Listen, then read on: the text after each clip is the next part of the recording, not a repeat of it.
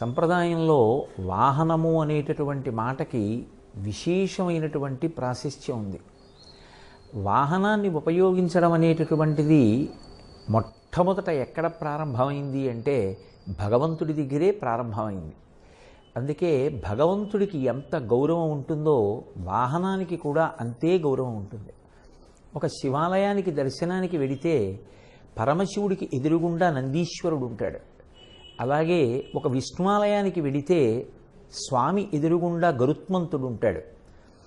మనం భగవంతుడికి చేసేటటువంటి సేవలలో వాహన సేవ అపారమైనటువంటి ప్రాశస్త్యాన్ని పొందింది. ఉత్సవాలు జరిగేటప్పుడు ఒక్కొక్క రోజు ఒక్కొక్క వాహనం మీద పరమేశ్వరుణ్ణి మనం ఊరిరిగింపుగా దేవాలయం యొక్క ప్రదక్షిణంగానో లేకపోతే ఆ పుర వీధులలోనూ ఊరిరిగింపు చేస్తూ ఉంటాం.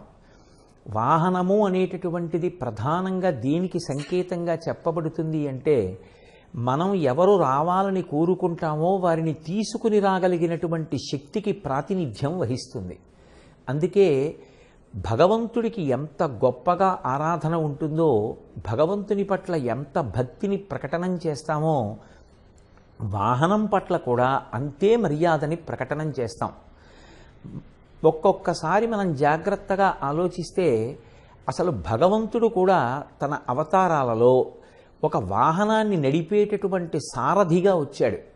కృష్ణ పరమాత్మ అయితే ఆయనకి అవసరం లేకపోయినా కూడా ద్వాపర యుగంలో విలాస విద్యగా రథాన్ని నడపడాన్ని నేర్చుకున్నాడు.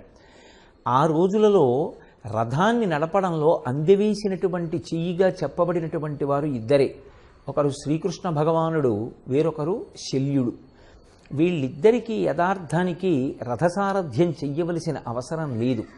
అయినా కూడా వాళ్ళిద్దరూ రథసారథ్యాన్ని విలాస విద్యగా నేర్చుకుని సమున్నతమైనటువంటి స్థానాన్ని పొందారు. ఇందులో కృష్ణ పరమాత్మ ఎక్కడ రథసారథిగా ఉంటాడో అక్కడ భద్రత జయము ఉంటాయి. ఎత్ర యోగేశ్వర కృష్ణో ఎత్ర పార్థో ధనుర్ధర తత్ర శ్రీర్ విజయోభూతి ధ్రువానీతిర్మతిర్మమ అంటాం. వెనక రథిగా అర్జునుడు కూర్చుని సారథిగా కృష్ణ భగవానుడు కూర్చుంటే విజయం లభించి తీరుతుంది. అందుకే ఆయన రథాన్ని నడిపేవాడుగా ఉండడం కాదు, నేను రథాన్ని నడుపుతాను అని పార్థసారథి అని ఒక బిరుదునామాన్ని కూడా ఉంచుకున్నాడు. ఇప్పటికీ తిరుపతి గోవిందరాజస్వామి దేవాలయంలో పార్థసారథి అన్న పేరుతో పాదపీఠం మీద ఒక పాదాన్ని ఉంచి ఒక పాదాన్ని మడిచి కూర్చున్నటువంటి కృష్ణ భగవానుడు కనపడతాడు. అంత మహత్తరమైనటువంటి స్థితి వాహనానికి, వాహనాన్ని నడిపేటటువంటి వ్యక్తికి ఉంటుంది. మనుష్య జాతికి సంబంధించినంత వరకు పరమేశ్వరుడు గమ్యస్థానాన్ని చేరడానికి పాదములనిచ్చాడు. పాదములు గమ్యస్థానాన్ని చేరడానికి ప్రధానమైనటువంటి సాధనములు. అందుచేతనే పాదములను ఆధారంగా చేసుకుని పూర్వకాలంలో గమ్యస్థానాన్ని చేరుతుండేవారు. మనిషి తన యొక్క బుద్ధి కుశలత చేత భగవంతుని యొక్క సృష్టిలో ఉండేటటువంటి కొన్ని ప్రాణుల యందు ఉన్నటువంటి వేగంగా వెళ్ళగలిగినటువంటి విభూతిని తనకి అనుకూలంగా మార్చుకుని వాటిని వాహనంగా చేసుకుని అధిరోహించి గమ్యస్థానాన్ని చేరడం అనేటటువంటి దానిలో నిష్ణాతుడయ్యాడు. ఒక గుర్రం వేగంగా పరిగెడుతుంది. దానికి ఉన్నటువంటి డెక్కల అమరిక చేత ఆ డెక్కలు చీలి ఉండవు కాబట్టి అది పర్వతాది ప్రాంతములను కూడా అధిరోహిస్తుంది. ఆ గుర్రానికి ఉండేటటువంటి విభూతిని తెలుసుకున్నటువంటి మనుష్యుడు ఆ గుర్రాన్ని వాహనంగా చేసుకున్నాడు. అలాగే ఏనుగు తాను తొండంతో యుద్ధం చేస్తూ తన కాళ్లతో శత్రువుల్ని తొక్కుతూ తన మీద కూర్చున్నటువంటి వ్యక్తిని రక్షించుకుంటుంది. ఆ రక్షించుకునే స్వభావం ఉంది కాబట్టి ఏనుగుని వాహనంగా చేసుకుని తిరగడం మొదలుపెట్టాడు. క్రమక్రమంగా నాగరికత వృద్ధిలోకి వచ్చిన తరువాత అనేక రకములైనటువంటి వాహనాలు, ప్రత్యేకించి ఇంధనంతో నడిచేటటువంటి వాహనాలు, అపారమైనటువంటి వేగంతో వెళ్ళగలిగినటువంటి వాహనాలు వచ్చాయి. కానీ ఈ విషయంలో ప్రధానంగా జ్ఞాపకం పెట్టుకోవలసినటువంటి అంశం ఒకటి ఉంటుంది. వాహనం మీద వెళ్ళడం అనేటటువంటిది ఎంత అవసరమో భగవంతుడిచ్చినటువంటి శరీరంలో ఉన్నటువంటి అద్భుతమైనటువంటి అమరికని జ్ఞాపకం పెట్టుకోవడం కూడా అంతే అవసరం. ఈ శరీరాన్ని ఈశ్వరుడు సప్తధాతువులతో నిర్మాణం చేశాడు. చర్మము, రక్తము, మాంసము, కొవ్వు, అస్థి, శుక్ల, మేధ అనబడేటటువంటి 7 పదార్థములు. ఇందులో ఈ చర్మము అనేటటువంటి దాంతో శరీరాన్ని కప్పి ఉంచకపోతే ఒక్క క్షణం మనుష్యుడు బయటికి వెళ్ళలేడు, ఇంట్లో ఉండలేడు. చీమలు, ఈగలు, దోమలు మీద పడి పీకేస్తాయి. అలా లోపల ఉన్నటువంటి రక్తమాంసములు పై ప్రాణులకు దొరకకుండా ఉండడానికి, భయంకరమైనటువంటి రూపాన్ని పొందకుండా ఉండడానికి ఈశ్వరుడిచ్చినటువంటి పరమాద్భుతమైనటువంటి కానుక ఈ చర్మం. ఈ చర్మమే మనిషి యొక్క సౌందర్యాన్ని ప్రకాశింపచేస్తుంది. ఆ చర్మము మీద ఒక్క మచ్చ పడిందా ఎంత అందంగా ఉన్న వ్యక్తి కూడా వికారమైనటువంటి స్థితిని పొందుతాడు. భగవంతుడిచ్చినటువంటి చర్మాన్ని రక్షించుకోవడం ఎవరికైనా ప్రధాన కర్తవ్యం. కానీ కేవలం ఒక వాహనం ఎక్కడం, ఆ వాహనం మీద వెళ్ళేటప్పుడు దాని యొక్క వేగము చేత సంతోషాన్ని పొందడం హేయమైనటువంటి విషయం. ఎందుచేత అంటే మనిషి సంతోషించడానికి, మనిషి తృప్తి పొందడానికి, ఆ సంతోషం ద్వారా, తృప్తి పొందడం ద్వారా తాను ఉన్నత స్థితిని చేరడానికి లోకంలో ఎన్నో మార్గాలు ఉన్నాయి.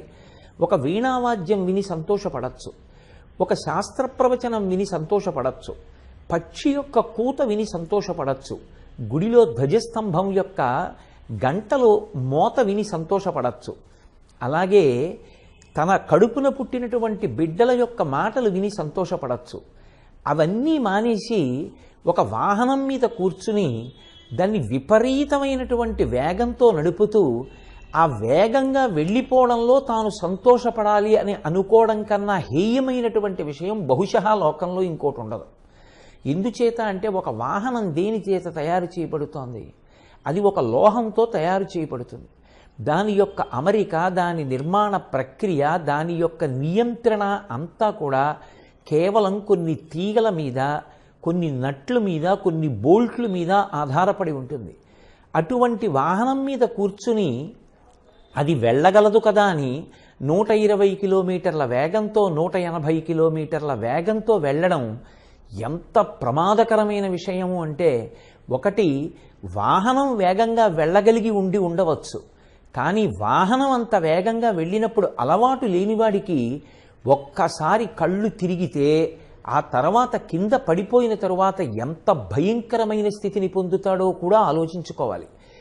అంత వేగంగా వెడుతున్న వాహనం కింద పడిపోయినప్పుడు మొట్టమొదట జరిగే ప్రమాదం ఏది అంటే, శరీరంలో ఎక్కడి చర్మం కొట్టుకుపోతుందో మనం ఊహించలేం. ముఖం దగ్గర నుంచి కాళ్ళు, చేతులు, గుండెలు ఇవన్నీ కూడా చర్మం గరుకైనటువంటి రహదారి మీద పడిపోయినప్పుడు ఆ చర్మం అంతా ఉత్తరింపబడుతుంది. ఒకసారి చర్మం అంతా రేగిపోయిన తరువాత తీసుకెళ్లి వైద్యశాలలో పడుకోపెడితే ఏ తొడల దగ్గర ఉన్నటువంటి చర్మాన్నో ఉత్తరించి భయంకరమైన రూపం పొందకుండా ఉండడం కోసమని ముఖము మొదలైన వాటి మీద ఆచ్ఛాదించవలసి వస్తుంది. వైద్యులు కొన్ని నెలలు పరిశ్రమ చేయవలసి ఉంటుంది. మళ్ళీ తొడల మీద తమంత తాముగా ఈశ్వరుడి అనుగ్రహంగా చర్మం పుట్టవలసి ఉంటుంది. ఈలోగా చదువుకోవలసినటువంటి పిల్లలు చదువుకోవడం మానేసి ఎక్కడో వైద్యశాలలో భయంకరమైన స్థితిలో కొన్ని నెలలు పడిపోవలసి ఉంటుంది. నాకు తెలిసి నా స్నేహితుడి యొక్క కుమారుడే అటువంటి ప్రమాదానికి లోనైతే కొన్ని నెలల పాటు వైద్యశాలలో ఉండిపోవలసి వచ్చింది. ఒక్కసారి ప్రమాదం అంటూ జరగాలి, కానీ జరిగిన తరువాత ఇక మిగిలిన జీవితం ఎలా ఉంటుంది నిర్ణయించడం ఎవరికీ సాధ్యం కాదు. నాకు పరిచయం ఉన్నటువంటి ఒక కుటుంబంలోనే ఆ పిల్లవాడి యొక్క దోషం లేకపోయినా ఒకప్పుడు పాదం దగ్గర ఉన్నటువంటి గుత్తి ఎముకలన్నీ విరిగిపోయాయి. అన్ని ఎముకలు విరిగిపోతే వైద్యులు నువ్వు కొంతకాలం పాటు కాలికి బూటు వేసుకుని మెట్లు ఎక్కడానికి వీల్లేదు, అలా చేస్తే నీ పాదం ఇక రాబోయే కాలంలో నడవడానికి ఉపయుక్తం కాకపోవచ్చు అని చెప్పారు. మెట్లు ఎక్కకుండా చదువుకోవడానికి అవకాశం ఇవ్వగలిగినటువంటి ఇంజనీరింగ్ కాలేజీలు ఉంటాయని ఎలా ఊహించి ఒక కళాశాలను ఎంచుకోగలడు? మంచి ర్యాంకు వచ్చినా కూడా ఎంసెట్లో ఇంజనీరింగ్కి వెళ్లకుండా పిల్లవాడు 1 ఏడాది పాటు ఇంటి పట్టున ఉండిపోయి నరకం అనుభవించాడు.